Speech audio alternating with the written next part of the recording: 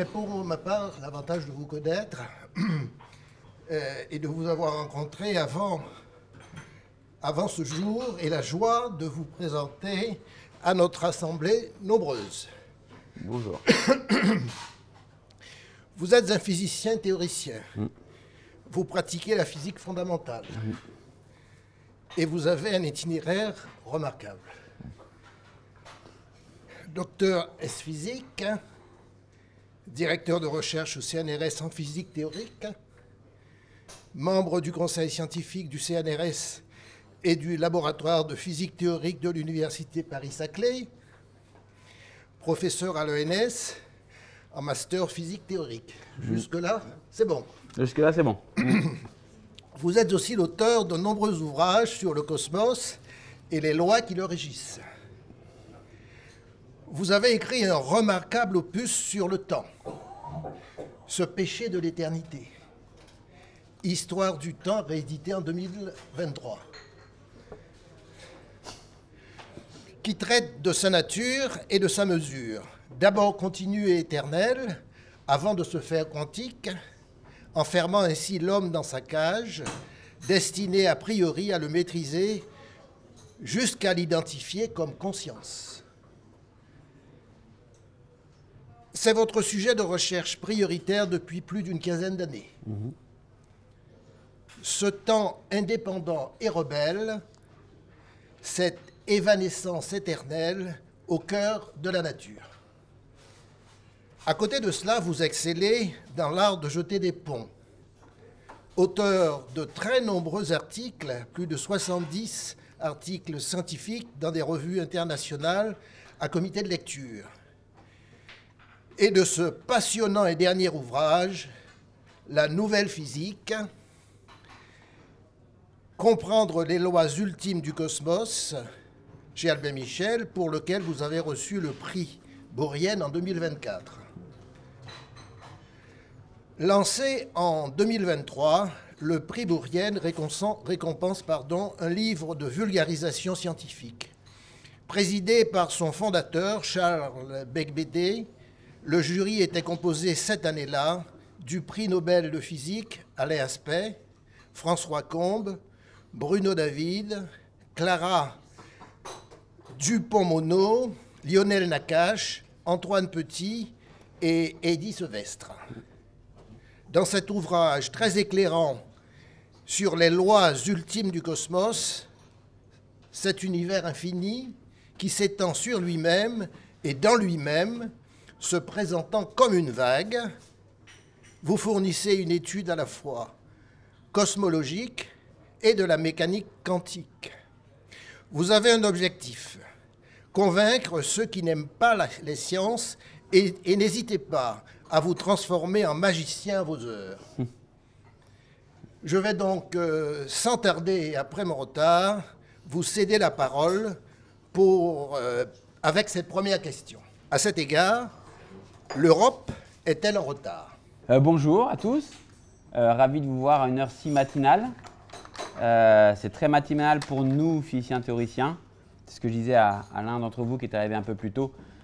Lorsqu'on demandait à Fermi s'il était un physicien théoricien ou un physicien, Fermi qui était un des fondateurs de la physique nucléaire aux États-Unis, italien à l'origine, mais qui était notamment pour le projet Manhattan, premier à avoir formé une pile nucléaire à Chicago. On lui demandait s'il était théoricien ou expérimentateur, c'est le seul qui était un peu entre les deux. Et il répondait je suis un expérimentateur, je me lève trop tôt pour être un théoricien. Et pour moi, c'est très très tôt aujourd'hui.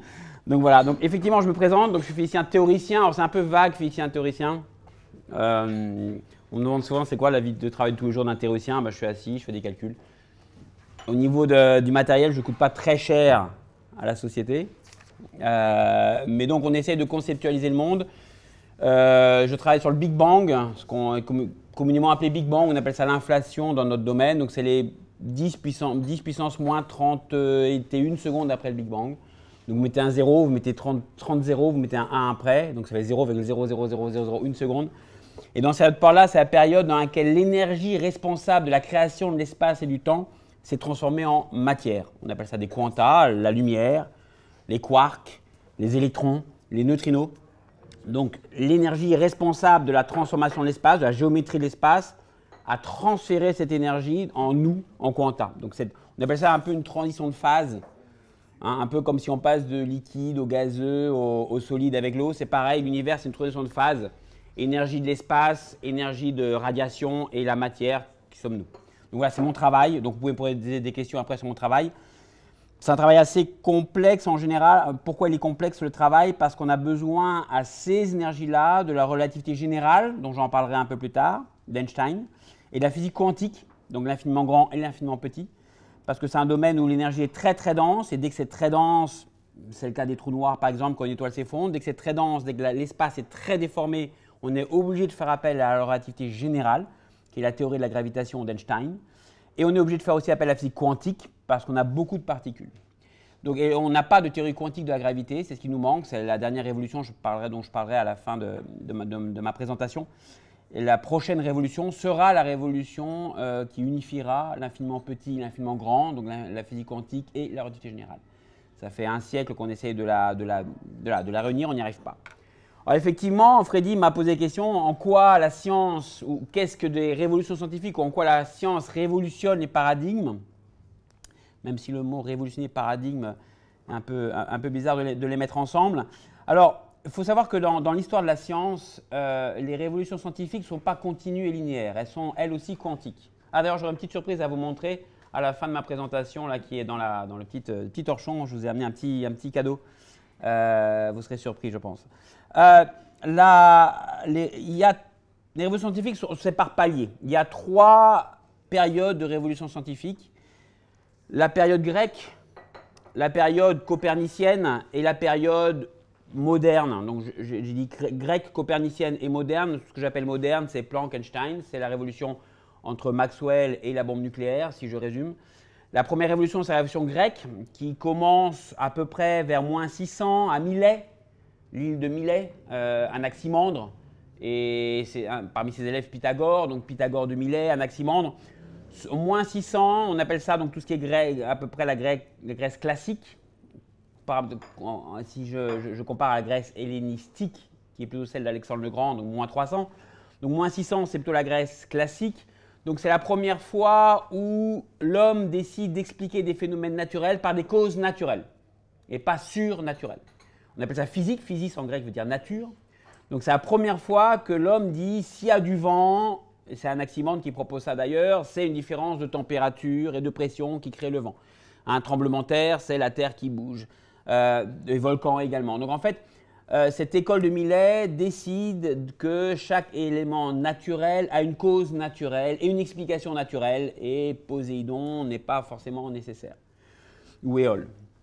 Donc ça, c'est une révolution importante parce que principalement, c'est le début de la science, telle qu'on l'appelle. La deuxième révolution dont je parlerai, c'est la révolution copernicienne. Alors, la révolution grecque, vous voyez, elle ne dure pas très longtemps. Ça va être entre moins 500, moins 600 jusqu'à moins 300. Après, il y a la Grèce qu'on appelle hellénistique. Donc, c'est Alexandre le Grand et le plus connu, évidemment, Archimède. Archimède qui va appliquer, si vous voulez, les concepts scientifiques aux poulies, la poussée d'Archimède. Donc, la science va devenir appliquée. Mais la vraie révolution, je la mettrais plutôt du côté d'Anaximandre et Pythagore. Archimède et la Grèce d'Alexandre le Grand est plutôt une application de la révolution. Mais vous voyez, ça va faire 200, 300 ans maximum, cette petite révolution. Et après, plus rien ne se passe, quasiment, plus de révolution. On parle souvent de la science en Égypte. Hein.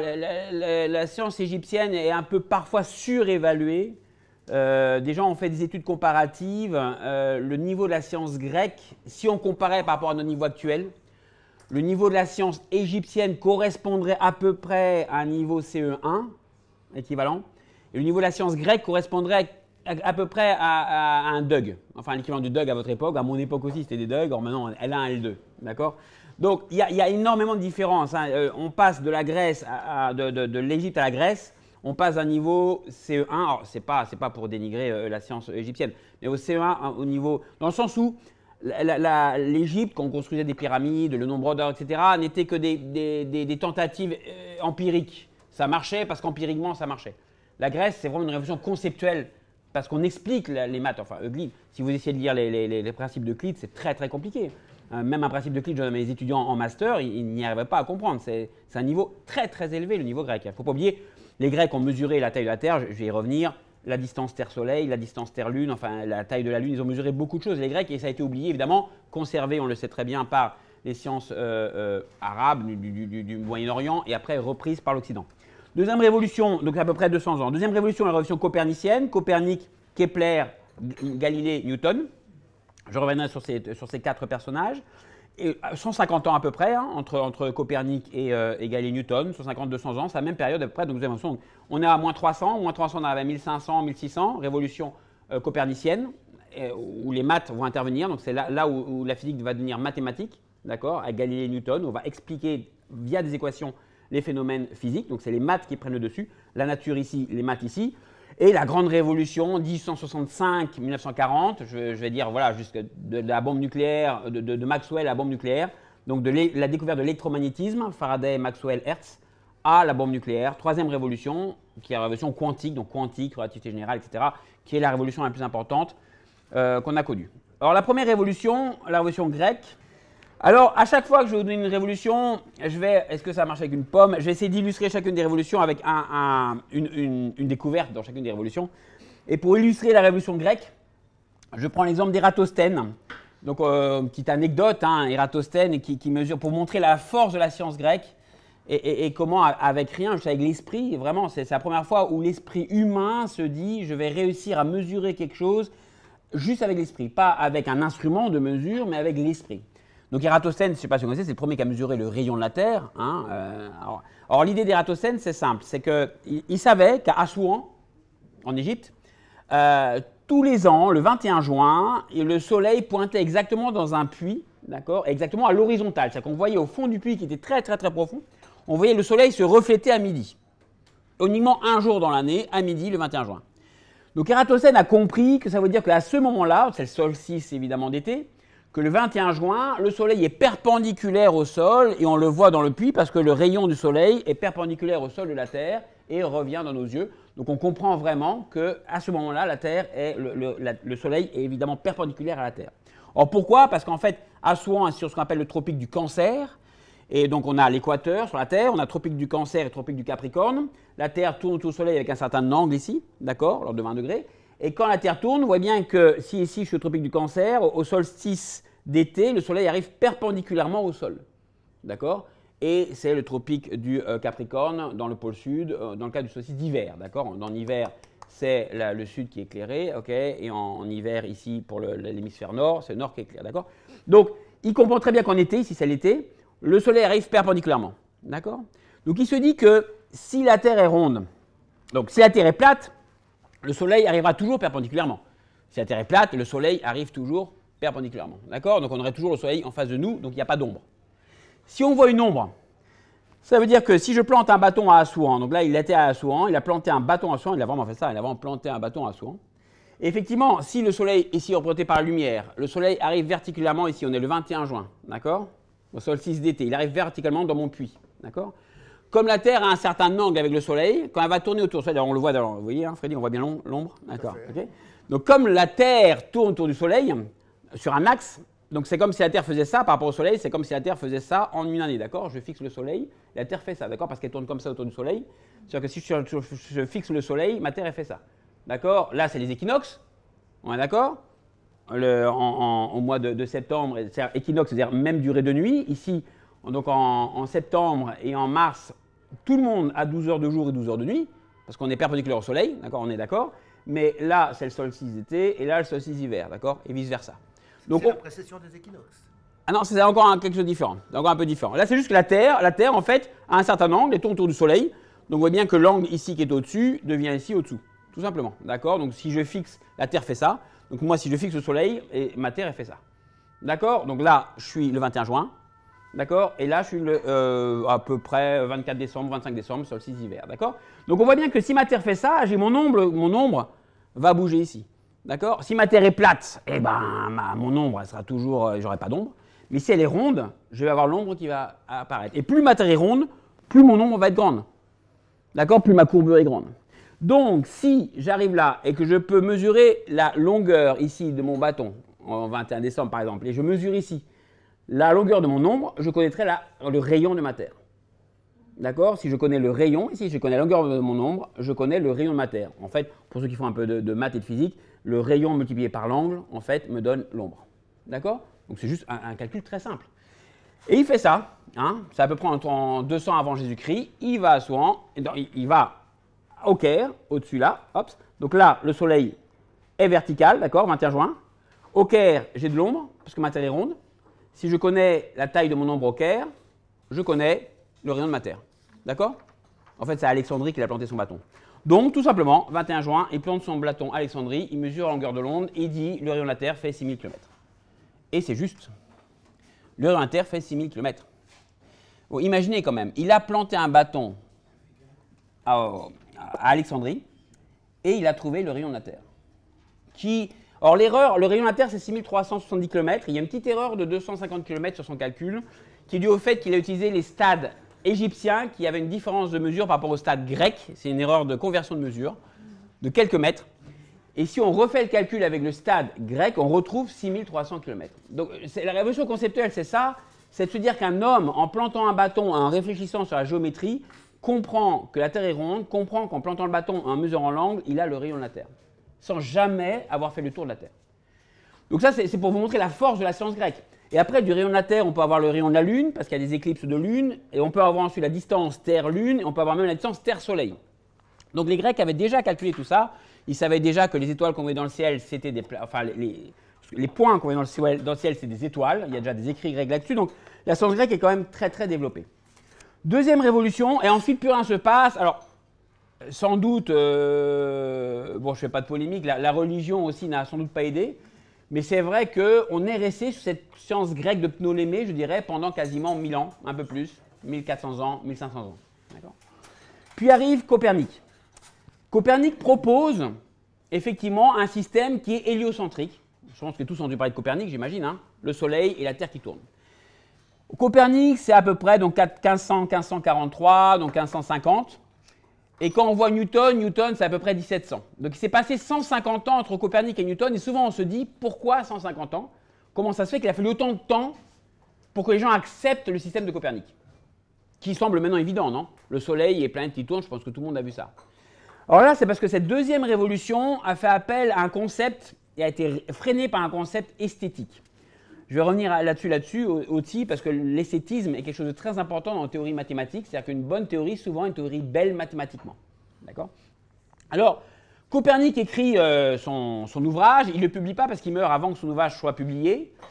Il est publié pas non plus en cachette non plus, mais bon, il circule un peu dans les milieux académiques, polonais, parce que Copernic était polonais. Enfin, ce qu'on appelle maintenant la Pologne. Avant, ça n'a pas de sens, mais... Et ça commence à circuler. Il a enseigné à l'université de Cracovie, Copernic. Et après, il s'est un peu exilé au nord de la Pologne actuelle. Et il propose ce système. Et il a du mal à être accepté parce qu'il ne marche pas. Hein, un système héliocentrique ne marche pas. Si je mets le Soleil là, hop, et je mets la Terre qui tourne autour du Soleil sous un cercle, c'est faux. Ça ne marche pas. Les données ne correspondent pas. Donc c'était un système qui est esthétiquement très joli et beaucoup plus simple que le système de Ptolémée, où la Terre au centre et tout tourne autour de la Terre. C'est très compliqué de faire un système avec la Terre au centre. Hein. Tout bouge, c'est des épicycles, enfin, c'est très très compliqué. Donc, mais le Soleil et la Terre qui tournent ne marchent pas. Ça ne marche pas parce que les données ne donnent pas ça. Mais c'est joli. Donc il y avait une lutte entre un modèle joli, beau, élégant, mais qui ne marche pas, et un modèle très compliqué qui marche. Donc c'est le modèle très compliqué qui marche qui domine, évidemment.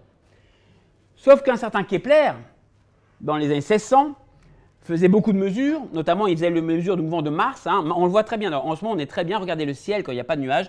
C'est un des rares moments où vous pouvez voir 4 planètes alignées. Mars, Vénus, Jupiter et Saturne, vous pouvez les voir dans le ciel.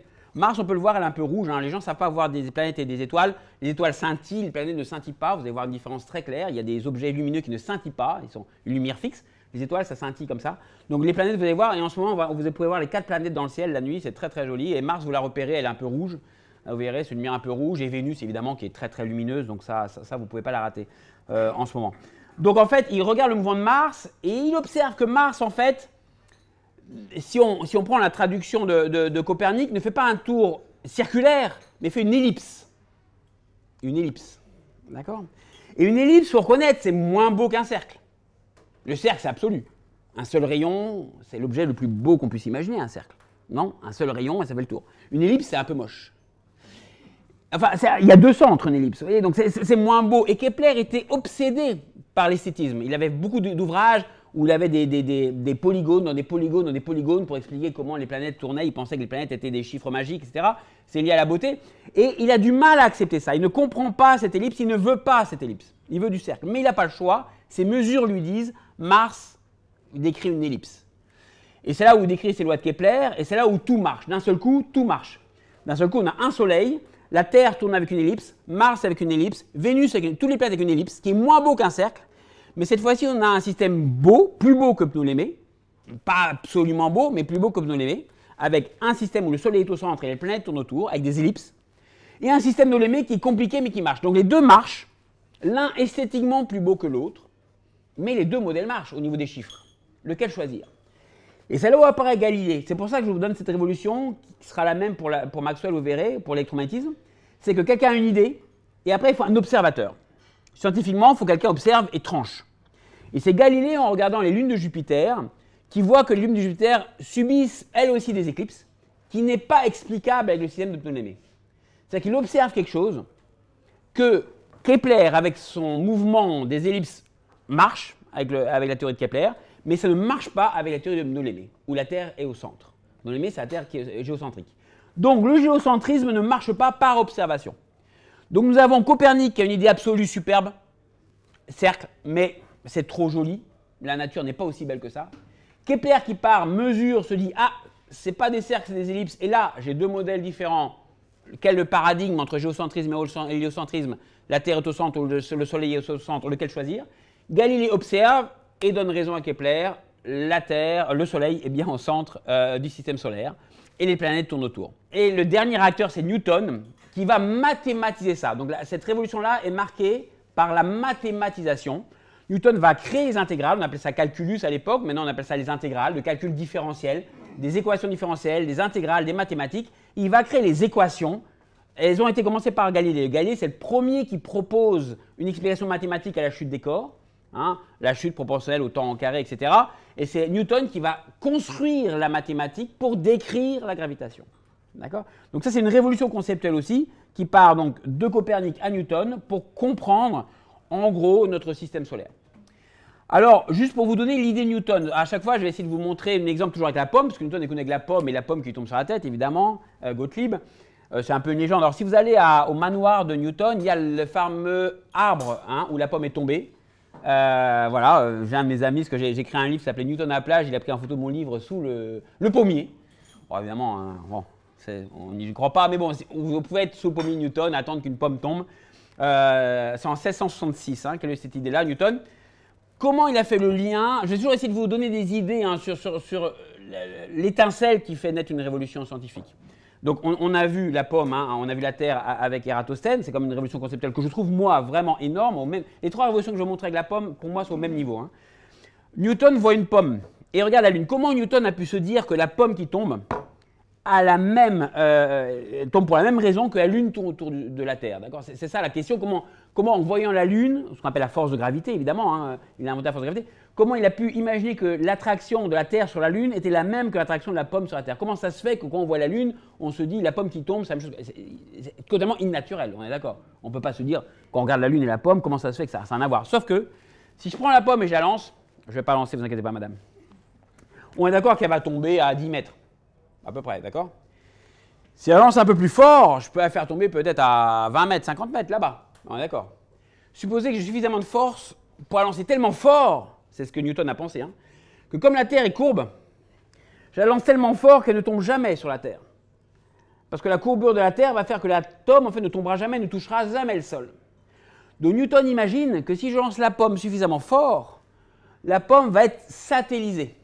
Il faut que ma force, à laquelle je lance, soit plus forte que la force d'attraction qui la fasse tomber. Donc c'est facile à calculer, hein. On peut calculer en mètres par seconde, ça correspond à peu près à 20-30 000 km/h. Donc si je prends une pomme et que je la lance très très forte, donc c'est 11 km par seconde, hein, donc 11 km par seconde, ça fait à peu près du 36 000 km/h. Donc si je prends une pomme et je la lance à 11 km par seconde, ma force est plus forte que l'attraction gravitationnelle de la Terre, Et donc, elle s'échappe à l'attraction gravitationnelle. Si je prends la pomme et je la lance à 11 km par seconde, donc 36 000 km/h, si je la lance comme ça, elle ne retombera jamais sur Terre, parce que la force que je lance est plus forte que l'attraction gravitationnelle. Donc, juste avec la pomme, il s'est dit, si je lance la pomme, et donc la Lune, c'est la même chose, si je suppose que quelqu'un a lancé la Lune, eh bien, la Lune va se mettre à tourner autour de la Terre. Donc, la révolution conceptuelle de Newton, vous-même, vous l'avez compris. Là, ce que je viens de vous expliquer, vous le comprenez. Newton, juste a eu cette idée-là. Si je lance la pomme suffisamment fort, je vais la satelliser et elle aura le même mouvement que la Lune. Donc, pomme et Lune, c'est la même force qui est la force gravitationnelle. D'accord? Donc, un objet attire un autre objet par une force. Et après, il a fait sa théorie mathématique. Mais vous voyez, une étincelle, c'est ça. C'est d'abord une idée et ensuite des équations mathématiques. Donc, Newton fait parmi ceux qui a eu les idées et qui a fait les équations mathématiques. C'est pour ça, parmi les génies scientifiques dont vous entendez parler, on en met souvent deux en avant, Newton et Einstein, puisque ce sont les deux qui ont quasiment fait tout le processus de révolution de l'idée à l'expérience. Sachant que Newton, il explique aussi le phénomène des marées avec ça, hein, donc il explique plein de choses. C'est-à-dire qu'une fois qu'on a l'idée, les mathématiques, ben on peut prédire, parce que les mathématiques, c'est des équations. Donc je peux maintenant prédire. Il suffit que je change mon temps en un autre temps et je vois ce qui va se passer. Si je connais l'équation de ma pomme de là à là, je continue mes équations et je sais où elle va aller. D'accord? Donc la science, c'est prédire ensuite. Donc Newton a prédit les marées. Einstein, vous verrez, a prédit la courbure de l'espace et la vision des étoiles. Donc en fait, la prédiction est quelque chose de très important. Newton a prédit les marées. Il faut savoir que Newton n'a jamais vu la mer. Newton a fait maximum, je crois que c'est 50 km dans sa vie. Hein, il n'a jamais quitté Londres. Donc Newton, en fait, il a juste voyagé entre Cambridge et Londres, on va dire à 100 km, mais il n'a jamais été au bord, il n'a jamais vu la mer, Newton. Hein. Donc c'est comme Gauss. Hein. Gauss et Newton font partie des scientifiques qui ont tout conceptualisé dans leur tête. D'accord? Donc il a compris les marées sans avoir jamais vu la mer, juste avec ses équations. D'accord? Donc c'est la Lune qui attire, et donc l'eau s'étire, etc. classique. Troisième révolution, la révolution moderne. Donc qui commence à Faraday et qui finit avec, on va dire Einstein, puisque c'est le plus connu, ou la physique quantique. Faraday, donc une histoire, comme je l'ai dit toujours, une idée, un concept, une expérience, une mathématisation et une expérience pour prouver que les maths ont raison. Les trois personnages de cette histoire-là s'appellent Faraday, Maxwell et Hertz. Pas le locateur de voiture, hein, Hertz, nombre de Hertz des fréquences électriques. Et Maxwell, pas le café non plus. Et Maxwell, le physicien. Alors, Faraday aussi, si vous avez une occasion de lire sa biographie, était un personnage incroyable, un personnage qui n'a jamais été à l'école, qui reliait des livres à 14 ans. Il se trouve que le relieur de livres, d'une famille très pauvre, le relieur de livres l'a mis dans la catégorie livres scientifiques. Et donc, en attendant que la colle sèche, eh ben, il lisait les 2 pages. Okay, il tournait, il reliait, il lisait, et tous les livres scientifiques. Donc en fait, entre 14 ans et 18 ans, il a lu tous les livres scientifiques de l'époque juste en les reliant, sans avoir aucune idée. Il était voir Davy, qui était le plus connu physicien à l'époque, qui donnait des cours. Il y avait beaucoup de vulgarisation à l'époque hein, à Londres. Donc il donnait des cours à Royal Society. Donc on pouvait y aller les mercredis, et puis le public voilà, s'extasiait devant les débuts de l'électricité, devant des ampoules qui s'allumaient, etc. Et il le prend comme apprenti, et du coup, voilà, Faraday. Et Faraday fait sa science comme ça. Il a un super livre où il explique comment une bougie se consume. Les livres de Faraday sont vraiment très bien écrits parce qu'il n'y a pas d'équation, parce qu'il n'est pas physicien, il n'est pas mathématicien, il a le concept. Il a le concept de champ. Et le concept de champ, c'est fondamental. Faraday comprend que si quelque chose bouge, un électron, alors il n'y a pas d'électron à l'époque, mais je vous donne ce que le nom de matériau électrique, mais si un électron bouge ici, l'électron en face va bouger, ou un aimant, si un aimant bouge ici, mon aimant qui est attiré par cet aimant-là ne va pas bouger instantanément. Mon aimant va bouger ici, il va créer une variation dans un champ qu'on appelle électromagnétique, comme une vague. Et la vague va se propager et va faire bouger l'autre aimant. Donc une radio, c'est quoi? C'est un électron qui bouge à l'émetteur de radio, qui fait une vague dans le champ électromagnétique, va créer une vague, et votre antenne réceptrice, un électron qui bouge sur la vague qui a été produite par la radio, et donc vous avez le même signal. Donc un champ électromagnétique, c'est une source. Dans l'espace, ça se propage comme une vague, et plus loin, vous recevez le signal qui est propagé dans la vague. Donc ce n'est pas instantané. Pour Newton, c'est instantané. Newton, si une planète bouge, l'autre planète bouge. C'est une force, d'accord? Pour Faraday, non. Si je bouge, il conceptualise dans sa tête une vague qui fait bouger l'autre. Maxwell donne les équations, mathématicien, donc il dit l'idée est sympa, je vais en faire des équations, des champs électromagnétiques, et il introduit dans ces équations un même chiffre, donc il a besoin, qui appelle C, qui est la vitesse de la lumière, donc la vitesse de propagation, enfin de la lumière, c'est pas la lumière justement, la vitesse de propagation de ces vagues électromagnétiques. Donc on a une étincelle, ça crée un champ électromagnétique et je reçois mon étincelle ici, d'accord? Et j'ai un temps entre l'étincelle reçue et l'étincelle qui est là. Et quand Maxwell écrit ces équations, le chiffre qu'il a, c'est la vitesse de la lumière, qu'on connaissait déjà à l'époque. C'est-à-dire, j'ai une étincelle où j'ai un aimant qui bouge, mon aimant bouge, et le temps de propagation entre mon aimant qui bouge et mon aimant qui bouge, c'est la vitesse de la lumière.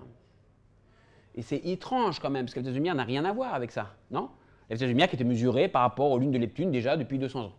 Mais le chiffre qu'il a dans cette équation mathématique, qu'il faut qu'il mette, le chiffre, c'est la vitesse de la lumière.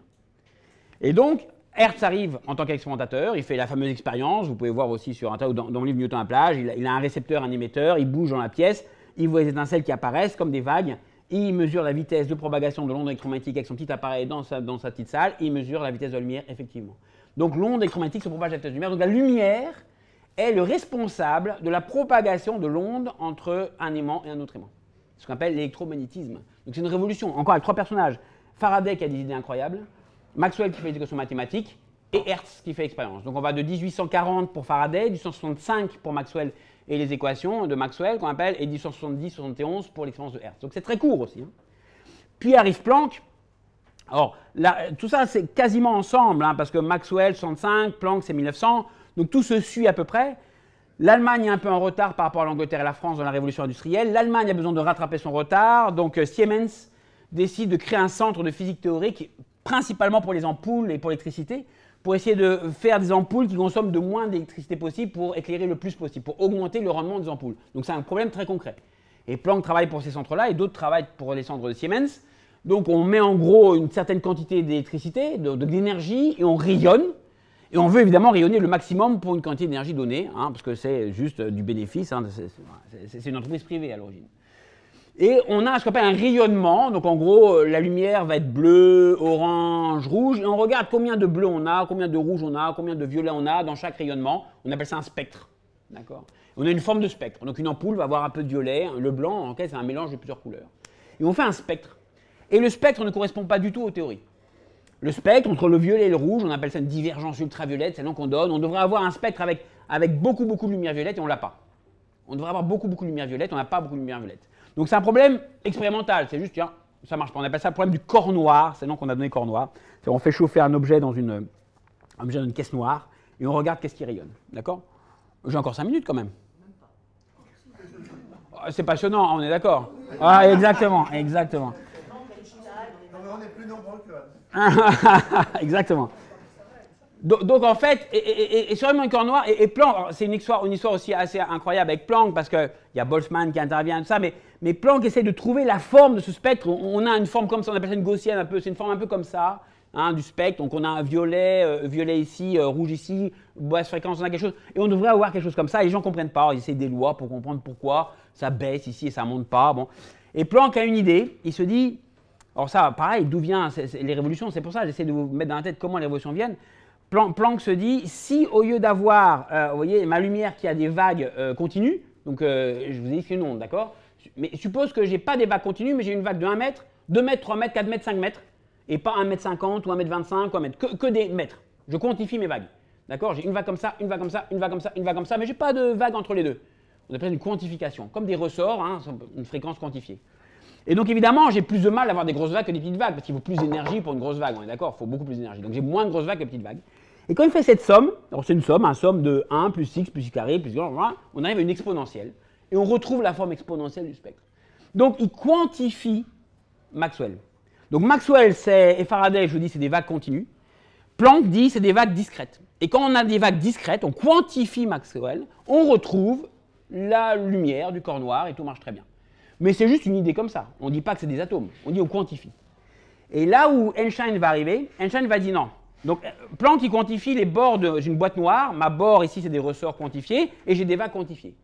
Planck va quantifier vraiment Maxwell. Il va dire Maxwell c'est des champs quantiques que je vais appeler photons. Et je vais créer une particule que j'appelle photon, qui est 1 photon, 2 photons, 3 photons, 4 photons, 1 mètre, 2 mètres, 3 mètres, 4 mètres. Chaque hauteur de vague, c'est 1 photon, donc 4 mètres, c'est-à-dire j'ai 4 photons, 3 mètres, j'ai 3 photons. Donc il crée une particule qui s'appelle photon, et il quantifie Maxwell, et ça devient la physique quantique d'Einstein. Et juste, je finis, j'ai droit comme à 5 minutes, parce que la dernière est importante aussi. Parce que Einstein n'a pas fait que ça. Einstein est surtout connu pour sa relativité générale, d'accord? Donc physique quantique Einstein, relativité restreinte avec le temps, je n'aurai pas le temps d'en parler malheureusement du restreinte, et la générale. La générale, c'est quoi? C'est que Einstein se rend compte que la gravité de Newton n'est pas il n'y a pas de champ dans Newton, alors qu'il devrait avoir un champ, d'accord? Si mon aimant fait ça, je bouge, j'ai un aimant. Pour Einstein, si une planète bouge, je crée aussi une vague dans l'espace et je dois faire bouger l'autre planète. Donc il faut qu'il trouve une théorie des champs de la gravité. Newton, c'est une force, vous vous souvenez, la pomme. Et Einstein veut une théorie de champ de la gravité. Et l'idée, alors c'est lui-même qui l'écrit dans sa biographie, comment il a eu l'idée d'un espace courbe. Il entend dire en fait, en 1907, dans un journal, il travaille au dépôt des brevets de Berne, il lit qu'un couvreur tombe de son toit et est mort en tombant de son toit. Bon, c'est triste comme nouvelle, mais Einstein réfléchit, il dit, lorsque le couvreur est tombé avec ses outils, est-ce qu'il savait qu'il tombait avec ses outils, ou est-ce que si j'enlève tout son environnement autour, il pensait qu'il était en gravité? Vous vous souvenez, hein, Galilée, la pomme tombe comme la plume. Hein, la gravité ne dépend pas de la masse. Hein, on tombe tous à la même vitesse. Il y a du frottement, mais sans frottement, on tombe tous à la même vitesse. D'accord? La masse ne vous dit pas comment on tombe. Et donc, il se dit, si on est en chute libre et que je vous enlève tout votre environnement, est-ce que vous savez que vous êtes en chute libre? Parce qu'on est tous en train de tomber en même temps, comme un ascenseur. Hein, quand l'ascenseur s'arrête, vous sentez que vous êtes en lévitation. Hein. Quand vous êtes en chute libre, est-ce que si on tombe tous ensemble, là, en chute libre, on ne va pas le faire, hein, mais si on tombe en chute libre, est-ce qu'on sait qu'on est en chute libre si j'enlève tout l'environnement? Ou est-ce que vous pensez que vous êtes dans l'espace? En lévitation. On ne peut pas avoir de différence. Il n'y a strictement aucune différence entre une chute libre et être en lévitation. En fait, la chute vous enlève la gravité. Le fait de chuter vous dit qu'il n'y a pas de gravité. D'accord? Sauf qu'il réfléchit et il se dit non, non, non, le couvreur est là, ces objets sont là, ils ne sont pas tombés comme ça. Non, non, non, non. La Terre a un centre, hein, d'accord? Donc, ils sont tombés comme ça. D'accord? Parce que la Terre a un centre. Donc ils sont rapprochés. Donc normalement, il devrait savoir qu'il est en train de tomber. Parce qu'il tombe dans la Terre. Il va voir son copain Riemann. Et il dit, est-ce que tu ne connaîtrais pas quelque chose? Mais il veut encore, comme Galilée, hein, les corps vont toujours en ligne droite. Galilée dit toujours, les corps vont toujours en ligne droite s'ils n'ont pas d'action de force. Donc il dit, est-ce que Riemann, tu connais des objets, des choses, des espaces, de telle sorte qu'on est en parallèle, c'est des parallèles, on va en ligne droite, mais on se rapproche? Bah oui, la Terre. Les parallèles de la Terre. Si l'espace est courbe, les parallèles ne se coupent pas uniquement en espace plat, Euclide. Si je courbe mon espace, mes longitudes, elles se retrouvent au pôle Nord. On est d'accord? Donc ce n'est parallèle uniquement dans un univers plat. Si l'espace est courbe, les parallèles se coupent, parce qu'il y a une courbure d'espace. Et donc Einstein prend une pomme, on peut imaginer, et il se dit, quand il regarde la pomme, on va faire une expérience de pensée. Einstein faisait beaucoup d'expériences de pensée, il n'avait pas le choix, il ne faisait pas d'expérience. Il dit, imaginez 2 fourmis sur la pomme. Je mets 2 fourmis, d'accord? Elles vont tous les deux vers le pôle Nord. Donc elles vont tout droit, tous les deux. Parce qu'elles visent le pôle Nord. La fourmi de gauche, je l'appelle Newton. Elle va tout droit vers le pôle Nord. La fourmi de droite, je l'appelle Einstein. Elle va aussi vers le pôle Nord. On est d'accord? Donc les 2 fourmis vont tout droit. Aucun doute. Elles visent toutes le même point. Straight, tout droit. Elle va tout droit. Newton va tout droit. Einstein va tout droit. Les 2 vont tout droit. Pas de fixation. Sauf qu'elles se rapprochent. On est d'accord? Donc la fourmi de gauche regarde la fourmi de droite. On se rapproche. Ah, je vais tout droit. Ah, moi, je vais tout droit aussi. Mais on se rapproche. Ah, mais je vais tout droit. La fourmi de gauche appelle Newton. Il va dire, je vais créer une force. Je vais inventer une force d'attraction entre nous deux que je vais appeler force de gravité. Et moi, je vous attire. Et on s'attire tous les deux parce qu'il y a une force de gravité d'attraction. Force d'attraction gravitationnelle. C'est Newton qui va introduire la force d'attraction. On s'attire l'un à l'autre. Ça marche. C'est comme Ptolémée par rapport à Kepler. Ça marche, Newton. Ça marche. Sauf qu'Einstein va plus loin. Il dit, non, non. On va tout droit. Mais l'espace est courbe. Et la courbure de l'espace nous donne l'illusion qu'on se rapproche. Mais on va tous les deux tout droit. On n'est pas attiré. Il n'y a aucune force d'attraction. Tout le monde va tout droit. Et on va tout droit en espace courbe. Et si on va tout droit en espace courbe, on a l'impression d'être attiré. Donc la Terre ne tourne pas autour du Soleil parce qu'elle est attirée par le Soleil. C'est parce que le Soleil courbe l'espace comme une nappe. Et si je courbe la nappe et je lance une balle de ping-pong, elle va tourner autour du Soleil. Je prends une grande nappe, je pose une boule de bowling, je ne pas une balle de ping-pong, la balle de ping-pong, elle va tourner autour de la nappe. Non pas parce qu'elle est attirée par le Soleil, mais parce que le Soleil a déformé l'espace. En fait, tout le monde va tout droit. Nous allons tous tout droit dans un espace courbe. Et le fait d'aller tout droit dans un espace courbe donne l'illusion que nous suivons une trajectoire. On prend le chemin le plus court. Si j'ai une montagne devant moi, si je vais tout droit, mon chemin sera beaucoup plus long que si je fais le tour de la montagne. Et comme la nature est paresseuse, elle va faire le tour de la montagne, parce que l'espace est plus plat autour de la montagne que prendre le chemin tout droit. Donc aller tout droit, le chemin le plus court n'est pas toujours le chemin tout droit. Donc on va éviter la montagne. En évitant la montagne, on va créer un mouvement un peu bizarre, que Newton traduit par une force, que Einstein traduit par une courbure d'espace-temps. Et pareil, quel est l'équivalent de Kepler, de Galilée qui va observer? Quel est l'équivalent de Hertz? Eh bien c'est Eddington, parce que Newton prédit quelque chose que prédit pas Newton, tout comme Copernic ou Kepler prédisait quelque chose que prédisait pas Ptolémée, que prédit Einstein. Einstein prédit que si j'ai le Soleil qui est là, j'ai une étoile qui est ici, donc j'ai mon Soleil ici, j'ai une étoile qui est ici. Si jamais mon étoile est ici par rapport au Soleil, la lumière de mon étoile va être déviée par le Soleil et j'aurai l'impression de voir le Soleil ici et pas ici. Parce que la lumière de mon soleil suit la courbure de l'espace, de mon étoile suit la courbure de l'espace. Donc si j'ai mon soleil ici et je regarde cette étoile-là, je vais avoir l'impression qu'elle est ici. Donc la nuit, quand le soleil sera là, mon étoile, je la verrai bien ici et pas ici. On est d'accord? Là, mon étoile, j'ai l'impression qu'elle vient de là. Donc on fait une éclipse, évidemment, parce que là, le soleil est devant nous, donc je ne peux pas la voir normalement. Mais si mon soleil est là, mon étoile fait ça, et j'ai l'impression de la voir ici. Si mon soleil est là, donc on est la nuit, mon étoile, je vais bien la voir ici. Donc entre la nuit et le soleil, le ciel ne serait pas le même. Parce que le soleil va dévier mon espace par sa courbure. Qu'est-ce qu'ils ont fait? Une expédition incroyable, Eddington 1919. Donc Einstein était 1915, ce que je vous parle, 1919, Eddington. Ils vont en Amérique du Sud, il y a une éclipse solaire, donc c'est juste 4 ans plus tard. Hein. Une éclipse solaire, donc la Lune se met en face du Soleil. Si la Lune est en face du Soleil, on voit tout le ciel nocturne derrière et on peut voir la carte du ciel nocturne. Il prend une photo, clic-clac. Le lendemain, le soir, il prend la même photo, clic-clac, et l'étoile est passée de là à là. Alors, oui. Yann, c'est une affaire de géodésique, en fait. Ouais, exactement. Allez tout droit. Le chemin le plus court, on appelle ça une géodésique. Quel beau terme. Et je finis là-dessus. Il faut juste imaginer la scène de Eddington en 1919, la Première Guerre mondiale. Des Anglais ont été gazés pendant la Première Guerre mondiale, vraiment. Et c'est un scientifique allemand, dans la Royal Society, devant le portrait de Newton. C'est un scientifique anglais qui vient dire qu'un scientifique allemand a montré que Newton avait tort. Il faut vous aimer la scène parce qu'il a approché les deux photos hein, du ciel. Il a dit voilà le ciel à minuit, voilà le ciel à midi. Les étoiles ont bien bougé entre les deux. Et l'angle, évidemment, l'angle est mesuré par rapport à théorie d'Einstein. C'était prévu 1,15 degré. Il mesure 1,15 degré. Einstein a raison, Newton a tort. Donc voilà, donc ça c'est une grosse révolution conceptuelle et qui a donné lieu ensuite à toutes les révolutions de la relativité générale. Je pensais que c'était l'avance au périhélie de Mercure qui avait été la première, comment dirais-je, vérification de l'intuition d'Einstein. Et là, vous dites Eddington. C'est la différence entre une prédiction et une observation. C'est-à-dire que la périhélie de Mercure, c'est-à-dire qu'en fait, le mouvement de Mercure, pourquoi Mercure? Parce que Mercure, c'est la planète la plus proche du Soleil, donc la plus sensible à la courbure. Donc Mercure étant très proche du Soleil, il est sensible à Mercure, et c'est vrai que le mouvement de Mercure autour du Soleil variait d'année en année et ne correspondait pas à ce qui était prévu par Newton. Donc, ce qu'a fait Eddington, il faut savoir qu'on est en 1915, on est en Première Guerre mondiale. Donc Einstein écrit cet article. L'Angleterre a décidé de refuser tous les articles allemands. D'accord? Eddington est anglais à Cambridge. Il reçoit les articles d'Einstein via un ami qui s'appelle De Sitter, qui est hollandais, parce que la Hollande étant entre les deux conflits, les articles allaient de Hollande à Eddington. Donc il s'écrivait à la main. Il reçoit les articles d'Einstein, il répond. Donc ça a pris du temps. Et c'est Eddington qui propose effectivement à Einstein, Einstein n'était pas expérimentalement au point, enfin, il ne connaissait pas tout. Et Eddington lui dit, by the way, avec votre théorie, peut-être que vous pouvez retrouver le périhélie de Mercure. Donc Einstein retrouve la périhélie de Mercure avec ses équations, mais il pourrait avoir d'autres raisons. Ce n'est pas parce que vous retrouvez quelque chose qui ne colle pas avec la théorie que votre théorie est la juste. Une vraie théorie, c'est qu'il doit prédire quelque chose qui n'est pas prédit par les autres théories et que vous seul pouvez prédire. Ça fait la différence parce que vous avez une explication d'une chose qui n'est pas expliquée par les autres. Ça ne veut pas dire que vous avez la bonne théorie. Il y a peut-être d'autres théories qui aussi, il y avait plein d'autres explications possibles pour la période de Mercure à l'époque. Il se trouve que c'était unique, donc c'était bien parce qu'il expliquait un phénomène qui n'était pas expliqué par Newton. Donc c'était bien, ça allait dans le bon sens. Mais pour valider la théorie, c'est qu'il prédit quelque chose qu'aucune autre théorie n'avait prédit. Aucune n'avait prédit ça, cette courbure d'espace.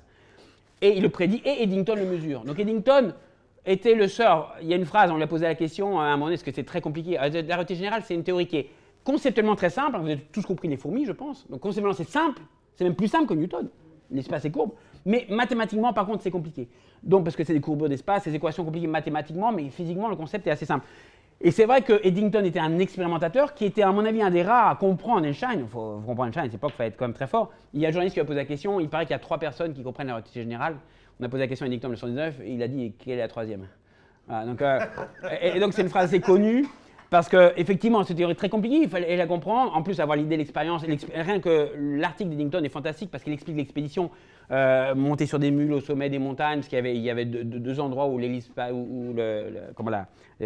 passait. Donc, c'est très compliqué comme aventure.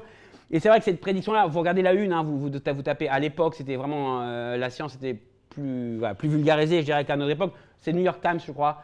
La une New York Times, vous regardez, il y a une avec marqué, je crois, que c'est Einstein. Plie la lumière ou Einstein Excuse the Sky en grande une, parce que ça a été vraiment révolutionnaire pour plein de raisons, sociologiquement parlant aussi, comme je dis, on sort de Première Guerre mondiale, un Anglais qui démontre qu'un Allemand a raison en faisant expérience, tout le concept faisait qu'on avait envie un peu de ça, et que Einstein, d'un seul coup, alors c'est là où Einstein était très connu, c'est évidemment sur cette prédiction de la lumière, c'est ça qui a rendu Einstein très connu. dans le monde commun, je dirais. Il y a l'image du génie. Oui, une question sur les paradigmes. Quel sera le prochain paradigme? Oui, c'est une très bonne question. On est plus ou moins dedans. On travaille sur un concept qu'on appelle énergie noire. Alors on revient encore à Einstein. Enfin, Einstein, il est un peu partout, enfin, heureusement, je dirais. C'est vrai que tout ce qu'a pris Einstein se trouve. Il se trouve comme le 117, Einstein, dans ses équations, quand on fait des équations, souvent les gens disent équations sont difficiles. Les équations sont en général très simples. Les équations d'Einstein sont très simples. C'est les solutions qui sont compliquées. C'est aussi une différence entre équation et solution. Je vais revenir à votre question juste après. Un trou noir, par exemple, c'est une solution d'une équation d'Einstein, un trou noir, qui a été observé. Donc c'est une autre évolution. Parfois, on fait une prédiction avec les équations, et un bug des équations peut devenir un objet naturel. Ça, c'est aussi incroyable. L'histoire du trou noir, c'est que c'est un bug des équations d'Einstein, 1 sur 0, qui vaut l'infini. Schwarzschild dit, vos équations Einstein ont un bug. Si je mets le soleil dans 3 km, vos équations me donnent infini, 1 sur 0 égale infini. Donc Einstein dit, c'est vrai, mes équations ont un bug si je mets le soleil à peu près dans 3 km, mais c'est pas grave, mes équations sont valables ailleurs, donc jamais. Et Wheeler, Hawking, etc. en années 60 disent, ce bug-là, je vais considérer que ce n'est pas un bug, c'est une prédiction Einstein, je vais appeler ça encore un trou noir, et comme je connais toutes les caractéristiques mathématiques de cet objet-là, je vais le trouver, et on l'a trouvé. Donc ça, c'est encore plus fort, c'est une solution mathématique qui devient un objet physique. Alors là, c'est un paradigme. Je reviens là-dessus parce qu'Einstein, dans ses équations, il y a un autre terme qu'on appelle constante cosmologique, c'est-à-dire que dans son équation, il a le droit de rajouter un terme. Il a le droit. Elles sont valides mathématiquement. On appelle ça la constante cosmologique. C'est un objet très très bizarre. C'est un objet avec une densité constante. Une densité constante. C'est-à-dire que si j'ai un gaz et que je l'étire, j'ai moins de densité. Parce que j'étire mon gaz dans un volume plus grand. Ma densité décroît. Et si je pousse mon gaz dans une pompe à vélo, je compresse. J'ai plus de densité. On est d'accord? Ma densité, c'est mon nombre par le volume. D'accord? On est dominé en ce moment par ce qu'on appelle l'énergie noire, qui était prédite par Einstein dans cette équation. Ça s'appelle la constante cosmologique. Ça correspond à un objet très spécial, qui a une densité constante, qu'on appelle énergie noire, qui fait que mon univers s'étend, et à chaque fois qu'il s'étend, il se remplit lui-même d'énergie. C'est gratuit, c'est l'énergie gratuite. D'accord? Je m'étends et je ne me dilue pas, au contraire, je garde ma densité constante. En 1998, vous voyez, c'est tout récent, on parle de révolution scientifique, là je ne parle pas de 1915, je parle de 1998, quand j'étais en thèse, elle a eu lieu. Quelqu'un qui observe l'univers en expansion, qui s'appelle Adam Riess, un de mes collègues, un de mes amis d'ailleurs, aux États-Unis, était en thèse aussi comme moi, il mesure l'expansion de l'univers, et normalement, ce que l'univers est dominé par la gravité, il devrait à un moment ralentir. On est d'accord? J'ai de la gravité, je m'étends, la gravité étant attractive, donc il voulait mesurer le ralentissement de l'univers, et voir s'il correspondait à la somme de toutes les galaxies qu'on observait. Une question simple, un problème simple. Sauf que ce qu'il mesure, c'est une densité négative. C'est qu'il mesure un univers qui n'est pas comme ça, mais qui commence à accélérer. Il se rend compte qu'il y a 8 milliards d'années, notre univers est reparti en phase de Big Bang. Notre univers est reparti en phase d'accélération. Le nouveau paradigme que vous demandez, c'est ça, c'est ce qu'on vit en ce moment. On a observé il y a moins de 20 ans, allez, 25 ans, c'est les 25 ans d'anniversaire l'année dernière. Il y a 25 ans, on a observé que l'univers a décidé, on ne sait pas pourquoi. Il y a 5 milliards d'années, quand la Terre est apparue, donc 8 milliards d'années après le Big Bang, quand la Terre est apparue, l'univers, au lieu de se ralentir, il a décidé de repartir en phase de Big Bang. On ne sait pas du tout pourquoi. Et cette phase de Big Bang est dominée par cette fameuse énergie noire. Comme j'ai une densité constante, plus je m'étends, plus j'ai de matière, plus j'ai de matière, plus je m'étends, plus je m'étends, plus de matière, plus je m'étends, plus je m'étends, c'est comme une réaction en chaîne. Mon univers est en phase exponentielle d'expansion, d'accélération en ce moment. Donc le paradigme en soi qu'on essaie de comprendre, c'est ça. Quel est ce corps très étrange qui a une pression négative? Donc ça correspond à une pression négative, c'est comme si je m'étirais. Quand vous rentrez dans l'eau, la pression positive veut dire que plus je rentre dans l'eau, plus j'ai de pression sur ma tête. On est dans un univers en ce moment dominé par une pression, on mesure la pression de l'univers, les étoiles, les galaxies se placent comme des vagues, donc on mesure la pression. La pression de l'univers est négative. Donc on est dans un espace où, donc cette énergie noire, vous êtes quoi en énergie noire? Vous plongez dedans, et plus vous êtes dedans, plus vous vous étirez. Donc c'est l'inverse de l'eau, d'accord? Plus je plonge, plus je m'étire. J'ai une pression qui est négative. Notre univers a une pression négative, comme si quelqu'un d'extérieur tirait sur la pompe à vélo. Donc on est en train, en ce moment, d'une expansion avec une pression négative. Donc on mesure la pression, on a 20 expériences qui mesurent la pression de l'univers. La pression de l'univers est négative, donc on sait qu'on a la radiation, le gaz, on connaît l'état solide, d'accord, qu'il n'y a pas de pression, on a du gaz, qui a de la pression, et on a un nouvel état, qui a une pression négative. On ne sait pas ce que c'est, on travaille dessus, on appelle ça le champ de quintessence, 5e élément d'Aristote, c'est le nom qu'on donne à ce champ-là, la particule de quintessence. Et on essaie de comprendre ce que c'est. Donc le paradigme sera ça, et surtout, lorsqu'on arrivera à quantifier ça, la vraie révolution qu'on essaie de faire, que tout le monde essaie de faire depuis un siècle, c'est ce qu'a fait Einstein pour Maxwell. Vous vous souvenez les vagues? Les vagues de 1 mètre, 2 mètres, 3 mètres, 4 mètres. Einstein a quantifié Maxwell. Einstein, je bouge, je crée une vague dans l'espace, d'accord, je bouge. Einstein n'a pas quantifié l'espace, c'est un champ continu. Donc il a considéré la gravité, c'est une déformation d'espace, d'accord, mais continue. Donc ce qui nous reste, c'est à quantifier Einstein, à quantifier ces vagues-là. Donc Einstein a quantifié Maxwell, nous on essaye de quantifier Einstein. La quantification de la gravité, unir l'infiniment petit, l'infiniment grand. Quantifier, on appelle ça le graviton.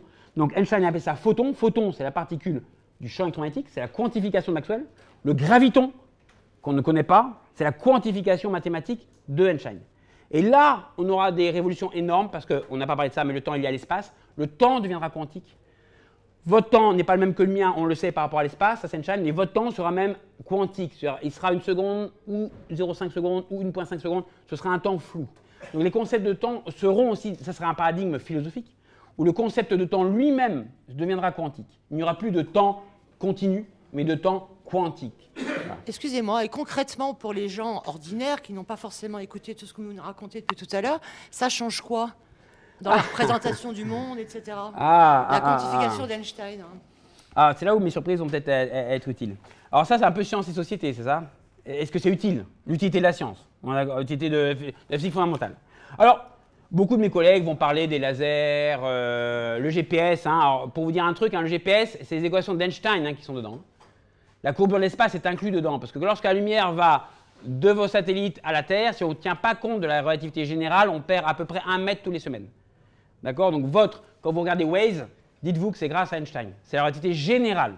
Parce qu'il y a des corrections entre la relativité générale et... Alors, c'est pas beaucoup, hein. On a mis une horloge sur le lac de Genève, une horloge au-dessus du Mont Blanc. La différence, c'est 1 microseconde. C'est pas énorme. 1 microseconde sur 100 ans, donc c'est rien, la différence de temps. Mais 1 microseconde, le temps que la lumière aille au satellite et revienne, ça correspond à 30 cm à 1 mètre par jour, donc c'est énorme. D'accord? Donc, les différences temporelles de modification de temps, parce que l'espace et le temps sont liés, donc ces fameuses différences de temps, en fait, sont concrètement là. Donc, je vais raconter une petite histoire, c'est là où j'arrive avec la surprise. À quoi servent les scientifiques? Ouais, c'est une bonne question, hein, tous les jours. Alors, deux petits cadeaux. Alors, vous ne pourrez pas les toucher, parce qu'il n'y en a pas beaucoup.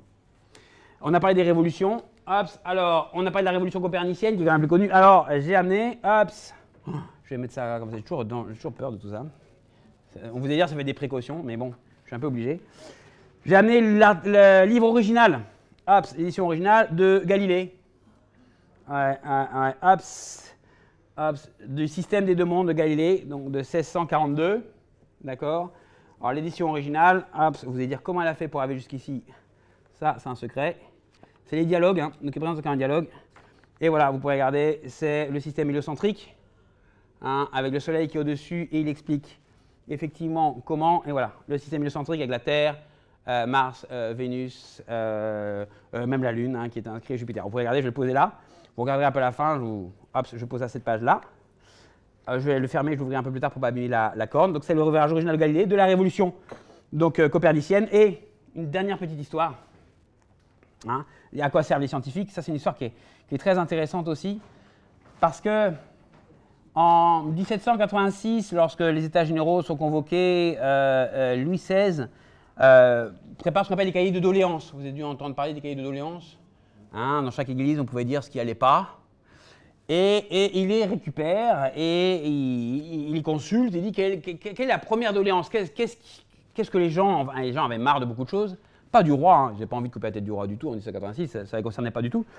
Qu'est-ce qui gênait le plus les gens? Qu'est-ce qui était en tête des doléances en 1786, vous pensez? Quelle était la première doléance, mais largement en tête, d'après vous? Qu'est-ce que les gens voulaient changer? Un truc qui les embêtait, mais depuis des siècles. On n'avait pas trouvé de solution à ça. Dans la vie de tous les jours, c'est un problème concret, évidemment. Non? Non. La première doléance, qu'il n'y ait plus 2 poids et 2 mesures.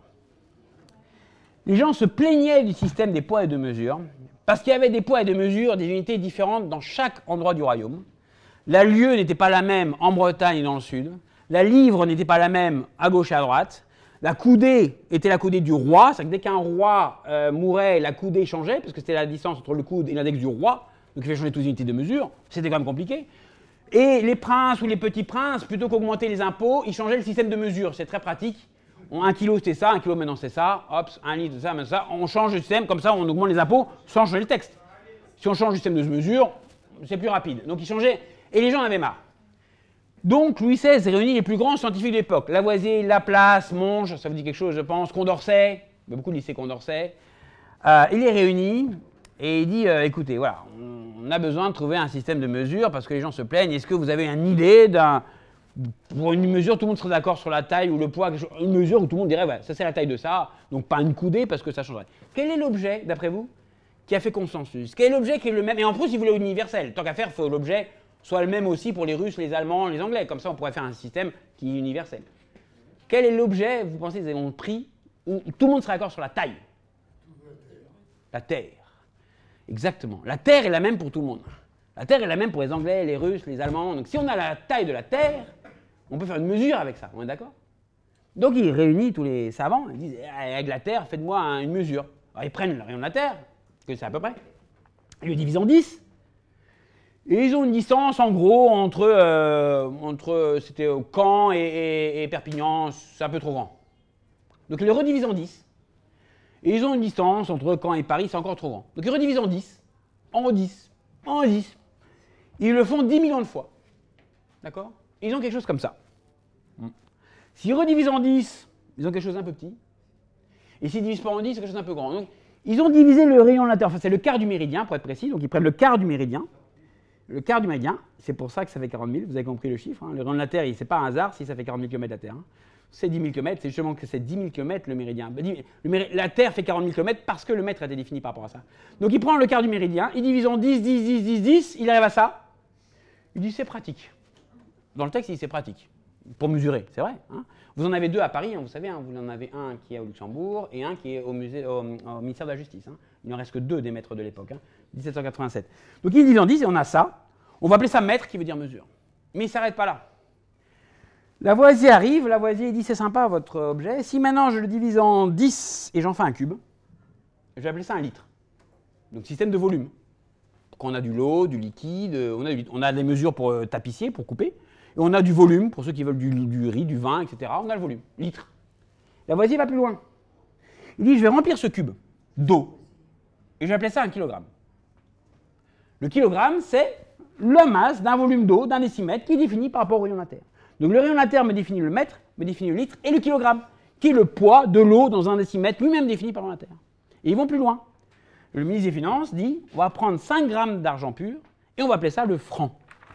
Le franc, l'unité de mesure monétaire, est déterminée par rapport au rayon de la Terre. Le franc, c'est 5 grammes d'argent pur, déterminé par rapport au kilogramme, déterminé par rapport au décimètre, déterminé par rapport au rayon de la Terre. Donc la Terre définit l'unité de mesure, l'unité de volume, l'unité de poids et l'unité économique. Et vous avez là l'original. Alors deux surprises, vous avez vu. L'original, ok, donc la instruction abrégée sur les mesures, d'accord, où ils font, ici, ils le précisent. Donc instruction déduite, instruction abrégée sur les mesures, donc ça c'est 1797, déduite de la grandeur de la Terre uniforme pour toute la République. Voilà, ça c'est clair. Et je vous lis le texte, hein. Donc c'est vraiment la définition du mètre, hein, le point mètre. Donc nous avons défini le quart du méridien, distance ils disent de Paris à Amiens, lorsqu'ils divisent par 10, hein, c'est écrit, hein, la distance de Paris à Amiens. Par une troisième division, on a une longueur d'environ 5132 toises.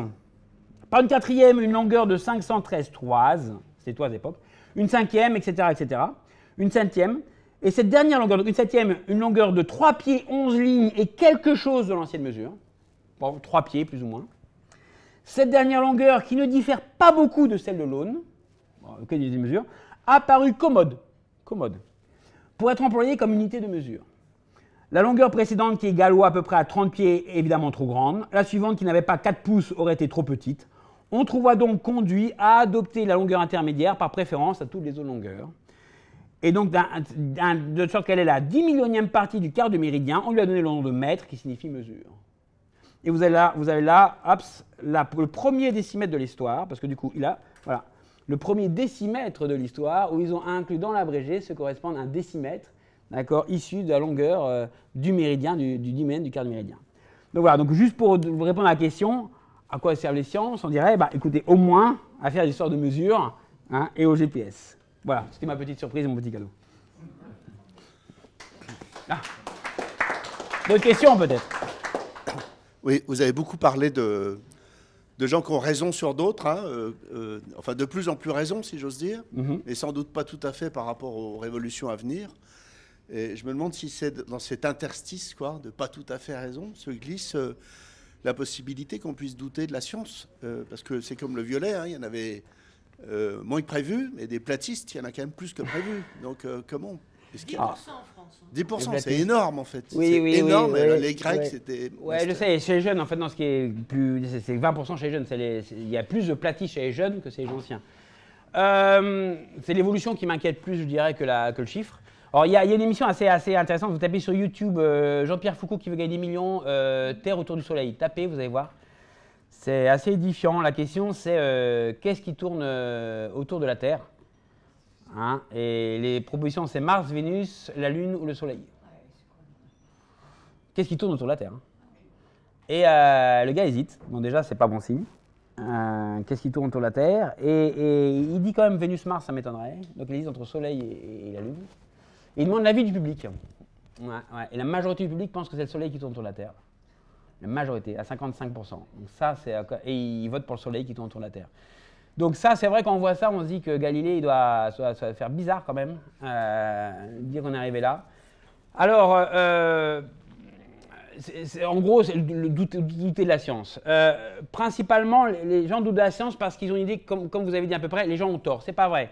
C'est pas que quelqu'un a tort, on met à la poubelle, on remplace pas quelque chose. La science évolue en agrandissant son cadre. Oui, mais quand on vous écoute, c'est quand même ce que vous dites. Hein. On comprend, on démontre, on prouve. Il Exactement. a raison, il a tort. Oui, mais parce qu'on a agrandi le cadre. C'est-à-dire qu'on a un cadre, on va prendre l'exemple d'Einstein, d'accord, et la vitesse de la lumière. Newton est valable pour des vitesses plus faibles que celle de la lumière. Et quand on lance un satellite, on ne va pas voir les équations d'Einstein, Newton suffit. Pour des gravités plus faibles que les gravités d'un trou noir. Donc, Mercure, ça ne marche pas, mais ça marcherait bien pour la Terre, Mars, etc. Donc, dans un cadre donné, la science, toujours dans un cadre donné, la science n'est pas absolue. Dans le cadre de vitesse déterminée, de gravité déterminée, je détermine. Maintenant, si je sors de mon cadre, et je vais à des vitesses de l'ordre de la lumière, Newton donne n'importe quoi, et a tort. C'est pas qu'il a tort, c'est dans son cadre, il a raison. Si j'agrandis mon cadre, je suis obligé d'aller dans une théorie différente. D'accord? Mais la théorie de Newton est encore bonne. On ne met pas Newton à la poubelle. Conceptuellement, Newton a tort. Mais concrètement, la pomme que je vais lancer, je vous assure, elle tombera toujours. Je peux vous assurer que Newton a raison. Elle tombera jamais la pomme va s'envoler. Si la pomme s'envole, mon métier n'a pas de sens. D'accord? La physique, c'est prédire. D'accord? Donc la pomme, elle ne s'envolera pas. D'accord? Elle tombera. En plus, je suis magicien, donc je connaîtrai des façons si jamais elle s'envole. Mais ce que je veux dire, c'est ça. C'est qu'on agrandit le cadre. On ne met pas quelque chose à la poubelle. On a agrandi. Et qu'à chaque fois qu'on agrandit le cadre, on se rend compte de choses qui n'étaient pas prévues par la théorie précédente, parce qu'il n'y a pas de théorie absolument vraie. Mais donc, notre théorie, donc on affine la théorie. En agrandissant le cadre, c'est-à-dire que notre théorie est de plus en plus précise. On va dans les distances de plus en plus. La physique quantique, c'est parce qu'on plonge dans un microscopique. La physique classique est valable pour les molécules, pas valable pour les atomes. Parce qu'entre les atomes et la molécule, on est dans un système où la physique quantique domine. D'accord? Donc, le doute vient de là, parce que les gens disent « Ah, Newton a tort, Einstein a tort ». C'est pas vrai, ils n'ont pas tort. Ils ont agrandi le cadre, et en agrandissant le cadre, on s'est rendu compte qu'il faut rajouter des trucs à la théorie, et pas la mettre à la poubelle. Que pensez du propos Que pensez du propos de Bachelard qui disait que la science va d'hypothèse rectifiée en hypothèse rectifiable? C'est vrai. La science est en constante évolution et toutes les hypothèses qu'on a maintenant seront rectifiables. La preuve, on parlait de physique quantique et de l'énergie noire. Quand on aura une théorie quantique de la gravité, on aura rectifié évidemment Einstein. Bien sûr. Juste pour terminer, moi je pense à Hugo qui a dit la science est une asymptote de la réalité, elle s'en approche sans cesse et ne la touche jamais. Oui. Mais c'est vrai que dans le discours des scientifiques, et vous compris, pardon, il y a quelque chose de l'ordre de... Enfin, vous dites il a raison, il a tort. J'entends que c'est dans le cadre, mais vu le profane en tout cas, va prendre ça pour argent comptant. Donc comment on pourrait dire aux gens que c'est un mode, on échafaude finalement le réel sans vraiment le toucher, on modélise le réel plus qu'on ne l'explique. Voilà. C'est une modélisation. Et votre point est très important parce que si vous regardez je vous conseille de voir le procès de Galilée. Hein, le texte du procès de Galilée, c'est très intelligent, très important le procès de Galilée. C'est pas la religion contre Galilée, c'est beaucoup plus complexe que ça. Où on a demandé à Galilée que de dire que la Terre est au centre, que le Soleil est au centre du système solaire est une interprétation, ce que vous dites, une modélisation. Donc ils ont demandé juste à changer dans le livre de Galilée, l'Église a juste demandé de rajouter en introduction que c'était une modélisation, de mettre le Soleil au centre, mais qu'en fait la Terre est au centre, mais que c'est plus facile pour les calculs. D'accord? C'est un peu juste aussi, parce qu'on peut faire de la physique avec la Terre au centre. C'est une modélisation beaucoup plus complexe. Donc c'est deux visions différentes de la même chose. Mais au final, dans les calculs, il y a une prédiction. Et la science prédit. C'est ça la différence entre la science et beaucoup d'autres. Ce qu'elle prédit, c'est que quand on a des équations, si on a connu par rapport au passé, nos modèles sont construits par rapport aux données du passé, elles vont prédire l'avenir. Elles vont prédire ce qui va se passer. Donc la prédiction est vraiment typiquement scientifique. Il n'y a que la science qui peut prédire. Uniquement la science. Enfin, prédire juste. Enfin, non, tout le monde peut prédire, évidemment. Mais prédire et que les prédictions soient vérifiées. Parce que le paradigme scientifique, ce n'est pas uniquement de prédire, c'est de... Je fais des théories physiques, par exemple, hein, et on a des modèles d'expansion de l'univers. Et c'est vrai que certains de mes collègues me disent que ce n'est pas la science parce qu'on prédit des choses, mais qui ne seront observables que dans 100 ans parce qu'on n'a pas la technologie pour le faire. Donc, la science, ce n'est pas uniquement prédire, parce qu'on peut dire on peut prédire n'importe quoi, c'est prédire dans un temps donné, sociologiquement parlant, ou une expérience pour être capable de mesurer votre prédiction. Je peux prédire que, évidemment, dans 5 milliards d'années, les étoiles seront là, mais qui sera là pour le voir? Donc, ce n'est pas de la science. C'est la science dans le sens où je suis scientifique, je prédis que dans 5 milliards d'années, il va se passer ça, mais on est peu à le faire. On pourrait le faire, et on dit pourquoi tu ne fais pas de science-fiction, pourquoi tu ne vas pas... Non, parce que 5 milliards d'années comme prédiction, sociologiquement parlant, scientifiquement parlant, ça se tient, parce que la science vivra après nous, on est d'accord? Donc, si on l'écrit, ça se tient, ce que je fais. Mais pour nous, ce n'est pas de la science au sens propre du terme, parce que la prédiction doit être falsifiable. C'est pas réfutable. C'est pas réfutable, voilà. Il faut que ce soit réfutable, mais dans une durée de vie sociologiquement parlante. Si je vous dis c'est réfutable dans 5 milliards d'années, quand on construira un satellite qui aura 3 millions de kilomètres, parce que je fais un calcul, je me dis il faut un satellite de 3 millions de kilomètres pour mesurer cette donnée-là, on n'aura pas vraiment y voir, donc quel est l'intérêt? Il y en a qui le font, mes collègues le font, mais on leur a dit, bon, et alors? Et vous auriez un exemple de prédiction actuelle qui ne sera vérifiable que dans 50 ans? Mais bien sûr, beaucoup de choses qu'on fait. Les ondes gravitationnelles, vous savez, donc en gros, l'espace est devenu courbe, donc si je fais ça, je crée une vague. Hein? Donc le Big Bang, il a fait ça, donc il crée une vague. D'accord? Donc nous, ce qu'on cherche en ce moment, c'est la déformation de l'espace, la vague de l'espace créée par le Big Bang. Ça, c'est ce qu'on cherche. On appelle ça des ondes gravitationnelles primordiales. Les ondes gravitationnelles étaient prédites par Einstein en 1915, cette vague-là. Elle a été observée en 2015. On a vu des trous noirs se collisionner, ils ont créé une vague, et la vague a été observée par des détecteurs. Pour vous dire, quand je faisais ma thèse, j'avais les derniers de la classe qui allaient dans cette expérience-là. On appelle ça LIGO-Virgo. C'est une expérience, ils mettent un miroir là, un miroir à 3 km, ils mettent des lasers, et si une vague passe, la Terre se déforme, et les miroirs vont bouger, on va voir les miroirs bouger. On se dit, c'est ridicule. Qu'est-ce que vous faites avec vos miroirs? Moi, on se foutait de leur gueule. Hein. Enfin, de leur gueule. On rigolait. Qu'est-ce que vous faites avec votre expérience avec vos miroirs ridicules? Vous ne mesurez rien. Et ils ont mesuré. Ils ont mesuré, parce que nous, on prédisait qu'ils ne mesureront pas avant 50 ans. Et ils ont mis leur miroir, ils ont allumé leur détecteur en 2015, et la Terre s'est mise à se déformer. Et on a vu la Terre se déformer. Et la Terre se déforme parce que des vagues sont passées. Pourquoi maintenant, on observe 2 ou 3 par mois de trous noirs qui se collisionnent? Parce qu'en fait, il y a beaucoup plus de trous noirs qu'on le pensait, que nos calculs le disaient. Nos calculs disaient, vous aurez un événement tous les 50 ans. Ils ont 3 événements par mois. Pourquoi ils ont 3 événements par mois? Parce qu'on avait mal estimé le nombre de trous noirs. Il y a beaucoup plus de trous noirs que prévu. Donc, je peux vous dire maintenant, pour les ondes gravitationnelles qu'on recherche maintenant, c'est celles du Big Bang. Celles qui sont maintenant là, elles sont très basses parce que le Big Bang, c'est il y a très longtemps. Donc, la vague, évidemment, elle a diminué, c'est une toute petite vague. Donc, on construit des détecteurs pour ça. Il y a à peu près une quinzaine de détecteurs qui sont en train d'être construits pour mesurer ça. Ce serait vraiment la preuve du Big Bang parce qu'on verrait le reste de la vague du Big Bang, de la déformation de l'espace. Mais aussi bien, je peux vous dire, le détecteur, il sera fait dans 15 ans, les optimistes, et d'autres vont dire dans 100 ans. Parce qu'on ne peut pas estimer l'évolution technologique. L'ordinateur quantique, je vous prends l'exemple des semi-conducteurs. Un semi-conducteur a révolutionné la physique de l'ordinateur et des calculs. Les calculs dans les années 50 et les années 80 n'ont plus rien à voir, parce que les tubes cathodiques ont été remplacés par des semi-conducteurs. Donc en fait, c'est une révolution technologique, et là, on n'a pas la main dessus. Personne ne peut savoir ce que donnera un ordinateur quantique. L'intelligence artificielle, par exemple, peut aussi aider. Personne ne peut prédire concrètement, technologiquement, quelle sera la physique dans 50 ans. C'est pour ça que c'est très difficile à estimer. Donc là, avec nos données actuelles, l'onde gravitationnelle, je vous donne 70 ans, donc les gens peuvent se dire, c'est à la limite, on pourra l'avoir ou pas, mais ce sera forcément plus court. 70 ans, c'est la moyenne basse, enfin moyenne haute, je veux dire, ça dépend comment on voit la chose. Mais probablement, il y aura une révolution technologique d'ici là, qui fera, par exemple, on prend l'exploration spatiale. On ne peut pas envoyer un satellite à vitesse de la lumière, d'accord? C'est trop lourd, un satellite. Sauf que maintenant, ils font des nanosatellites. Des satellites qui ont des tailles de nanomètres. Nanomètres, mais ils en mettent des millions avec des nanomètres. Et chacun, on peut l'envoyer, en fait, comme c'est très léger, on peut l'envoyer à une vitesse excellente. Et en fait, allant très vite, Après, on reconstruit l'image avec les millions, avec l'intelligence artificielle, on peut reconstruire l'image, et on peut à ce moment-là arriver sur Saturne, Pluton, très rapidement, beaucoup plus rapidement qu'on le pense. Oui. Donc voilà. Une question. À part la gravitation quantique, etc., enfin, il y a aussi les notions d'univers parallèle, etc., issues du quantique. Là, ça a des impacts métaphysiques bien sûr. profonds. OK.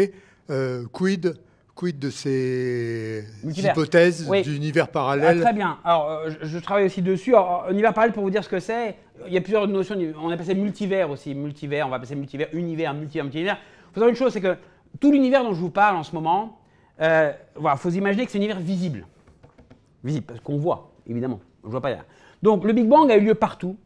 Et la lumière a été mise partout. On est ici au centre de cette table-là, d'accord? On est là, la Terre est là, d'accord? Donc, le Big Bang a eu lieu partout, ici. Il y a 13 milliards d'années, 13,8 milliards d'années. Et la lumière s'est propagée, d'accord, jusqu'à nous. Donc nous, maintenant, on voit la lumière qui a été mise ici.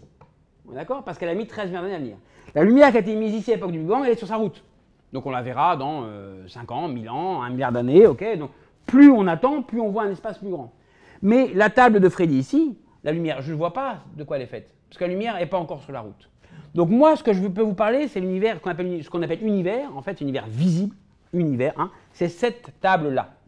Ça, on appelle ça des multivers, parce qu'il se passe des choses là. C'est comme la Terre. La Terre, en fait, paraît plate, parce qu'on ne voit que cet espace-là, c'est l'horizon. On appelle ça un horizon, et ça a un bon nom, parce que quand je regarde l'océan, je vois qu'une partie de la Terre qui est celle qui est au-dessus de l'horizon. Je ne vois pas les États-Unis parce qu'il est de l'autre côté de l'horizon. C'est exactement la même chose.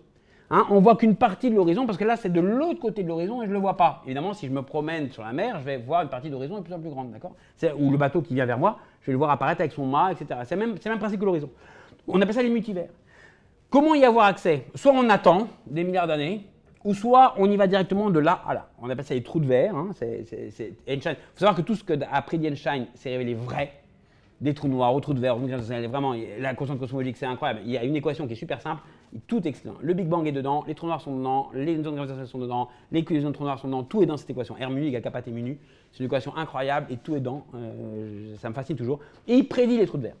Donc peut-être que ça existe. Et là, on pourrait aller de là à là. Maintenant, si je fais une échelle de la taille de mon univers en échelle logarithmique, à l'époque d'Ératosthène, c'était 6000 km. D'accord? Notre univers, c'était la Terre. Puis ensuite, on a eu Galilée, système solaire. Puis ensuite, il y a eu les ondes radio, Hubble, distance entre galaxies, des millions d'années-lumière. Puis ensuite, il y a eu le fond diffus cosmologique, 13 milliards d'années. Si je fais cette échelle logarithmique, normalement, les prochaines générations, dans 50 ans, ils sont capables de voir au moins 1 millier de multivers. Donc, je ne sais pas comment, avec quel outil. Des ondes électromagnétiques, non, peut-être des ondes gravitationnelles, peut-être des trous de verre, j'ai aucune idée de comment ils vont faire.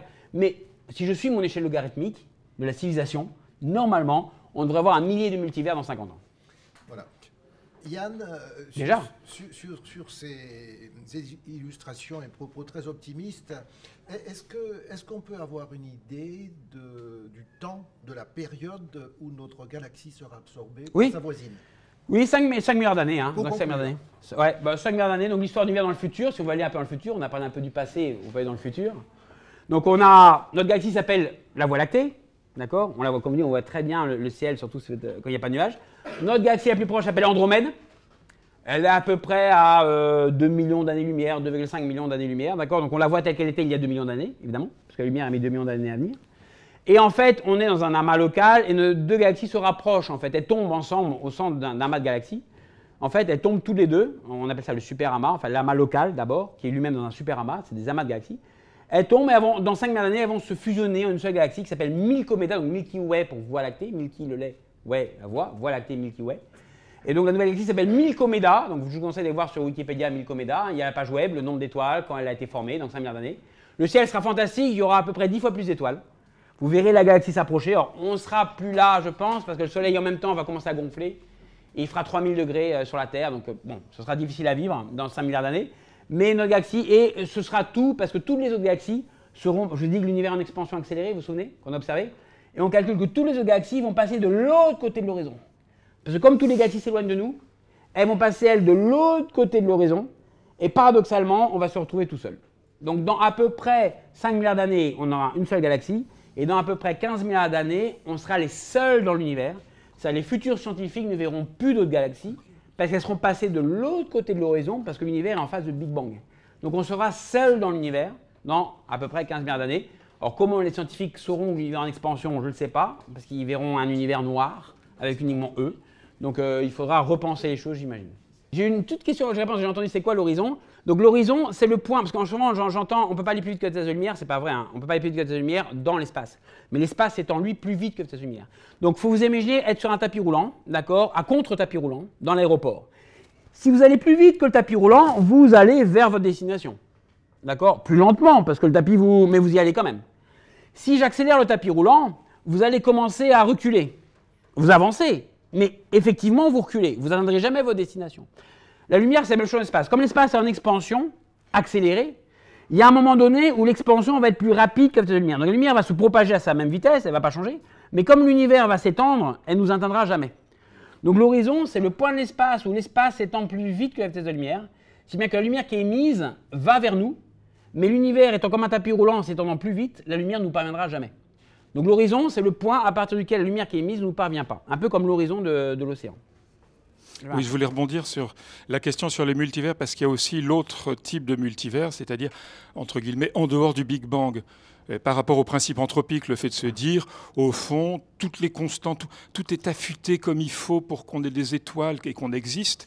Et donc, le principe anthropique de se dire, mais peut-être qu'il y a d'autres univers où la vie ne serait pas possible. C'est anthropique un A. Et donc, voilà, c'est anthropique. Ouais. Alors, c'est vrai que dans cet univers-là, comme vous dites, le principe anthropique, il faut des conditions très fine-tunées, très précises pour que la vie apparaisse. D'accord ? Il faut une planète, il faut de l'eau. Dans l'histoire de l'univers, c'est vrai qu'il y a beaucoup de choses qui s'ajustent. La nucléosynthèse primordiale, par exemple, une seconde après le Big Bang, la formation des atomes, premiers atomes. La formation des premiers atomes, il faut vraiment que ça se passe en moins d'un quart d'heure, parce qu'en un quart d'heure, les neutrons se désintègrent, donc on ne peut pas former d'hydrogène ni d'hélium. Enfin, c'est vrai que c'est compliqué pour arriver à la vie, c'est vrai. Moi, je le prends d'une façon opposée. Alors c'est vrai, les gens disent, donc, il y a une explication qui est Dieu, évidemment. Hein, la probabilité, c'est une chance sur, on va dire, 10 puissance 27. Eh bien, c'est que Dieu existe. Ce n'est pas probable que l'homme existe, sauf si Dieu a défini que l'homme devait exister. C'est une solution. L'autre solution, c'est de prendre le problème inverse. Si j'ai une chance sur 10 puissance 27, des milliards que la vie apparaisse, ça veut dire que l'univers est des milliards de fois plus grand. En fait, c'est ça la vraie réponse. C'est que si là, on est dans un univers où il y a peu de chances qu'il arrive, c'est parce que l'univers, en fait, est beaucoup plus grand. Il n'y a pas de vie là, mais qu'on est comme un ballon de football. On est sur un petit carré du ballon de football. Comme sur la Terre, on a l'impression qu'elle est plate ici dans notre environnement, on voit que l'horizon. Mais l'univers est sûrement beaucoup plus vaste. 13 milliards d'années, c'est rien. C'est rien, 13 milliards d'années. Quand on compte en années, qui est la rotation de la Terre autour du Soleil, une année, ça ne veut rien dire, une année d'ailleurs. La Terre qui tourne au Soleil, l'univers s'en fout. Et donc, à mon avis, c'est parce que ce qu'on voit, c'est tout petit. On est dans un petit carré de rien du tout. Et l'univers est évidemment immensément plus grand que ça. Immensément plus grand. Et sûrement, la vie apparaisse. Quand je fais le nombre, c'est facile, hein, on fait un calcul très simple. Quand on fait le nombre de galaxies, il y a à peu près 1000 milliards d'étoiles dans une galaxie. Bon, entre 200 et 1000 milliards d'étoiles, ça dépend des formes de galaxies. Il y a à peu près 1000 milliards de galaxies. Donc, il y a 1000 milliards d'étoiles. Chaque étoile a en moyenne 4 planètes. Même plus, de plus en plus, on voit qu'il y a beaucoup de planètes. Et 25%, Kepler donne 25 satellites Kepler. 25% des planètes sont de type habitable. Type habitable, c'est avoir de l'eau liquide, d'accord, et de type terre solide. Donc il faut une planète solide, de l'eau liquide et une atmosphère. Une atmosphère pour protéger des rayons. Et ça, on appelle ça une planète habitable. Ça fait 25% des planètes, il y a 4 planètes par étoile, donc il y a quasiment chaque étoile a normalement une planète avec de l'eau liquide, forme terrestre et de l'atmosphère. Il y en a une évidemment au système solaire, il y a deux, il y a Mars. Hein. Mars a de l'eau aussi, l'eau qui est évidemment solide parce que c'est la glace. Mars a de l'eau, la Terre a de l'eau. 2 planètes sur 8 dans le système solaire, on a 8 planètes parce que Pluton a disparu, donc on a 8 planètes du système solaire, 2 ont de l'eau. D'accord? Donc ça correspond exactement aux statistiques. Ça veut dire qu'il y a 1000 milliards de planètes avec de l'eau. Donc la fameuse question de Fermi qui disait mais où sont-ils, ce qu'on appelle le paradoxe de Fermi, qui dit comment ça se fait que si on a 1000 milliards de formes de vie possibles, on n'ait aucun signal. Donc, la solution à cette question, parce que vous dites qu'il y a des vies en principe anthropique, c'est lié au principe anthropique. Hein. Pourquoi on n'a pas de forme de vie? Est-ce qu'on est seul ou pas? Alors, une solution, c'est qu'on est seul, évidemment. L'autre solution, c'est de se dire que quand on envoie un signal, une forme extraterrestre envoie un signal, elle envoie un signal continuellement pendant une période donnée.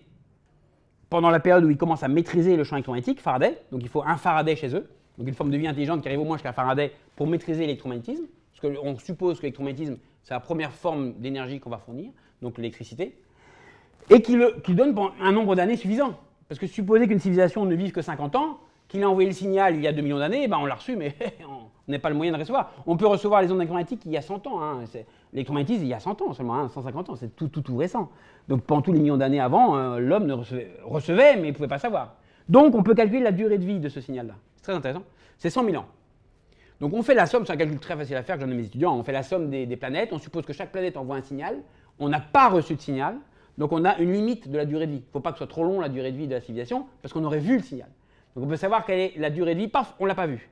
On ne l'a pas vu pendant 100 ans, ça correspond à 100 000 ans. Donc c'est la durée de vie d'une forme de vie intelligente. Donc la deuxième hypothèse, soit on est seul, deuxième hypothèse, une forme de vie intelligente ne vit que 100 000 ans. D'accord? Elle s'auto-détruit. Quand on voit l'évolution du monde, ça a l'air pas mal, hein, parti hein, pour nous. Hein. On est en phase. Ouais, c'est ce que je vous dis, c'est le maximum. Hein, donc ça me paraît même beaucoup. Parce qu'on est capable de détruire notre planète à ce moment. Donc l'homme est capable de détruire sa planète, ce qui est assez récent. Et la troisième solution, qui est assez pas mal aussi, que je trouve assez sympa, que j'ai appris récemment, c'est qu'une civilisation en fait intelligente se virtualise, vit dans un monde virtuel de plus en plus fort. Et préfèrent en fait, face aux dangers climatiques, dangers du monde, se refermer sur une virtualité qui est beaucoup plus belle, à se créer leur propre virtualité. Regardez les réseaux sociaux, hein, c'est un peu ce qu'on vit, hein, réseaux sociaux, Internet, les rencontres maintenant, c'est quasiment que par Tinder, les rencontres humaines. Donc, en fait, ils ne s'intéressent plus à l'exploration spatiale, ne s'intéressent plus à aller, on avait l'image de la civilisation qui s'étendait du continent européen, l'Amérique, la Lune, Mars, etc. Et que peut-être qu'à un moment donné, on se dit, on est bien dans notre planète, on va se créer notre mode virtuel à nous et on ne va pas essayer d'explorer. Donc c'est une troisième raison pour laquelle on ne voit pas, par rapport au passé anthropique, hein, c'est une troisième raison pour laquelle on a l'impression d'être les seuls dans l'univers.